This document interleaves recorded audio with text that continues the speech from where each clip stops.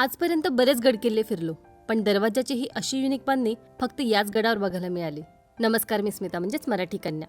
महाराष्ट्राच्या सागरी किनाऱ्यावरचा शेवटचा किल्ला म्हणून याची ओळख आहे. स्वयंभू गणपती यामुळे प्रसिद्ध असलेल्या रेडी गावातला यशवंतगड प्रत्येकाने एकदा तरी बघायलाच पाहिजे. इतकी खास बांधणी या गडाची आहे. गडाच्या आजूबाजूला खंदक खोदून आत जाण्याचा रस्ता कठीण केलाय.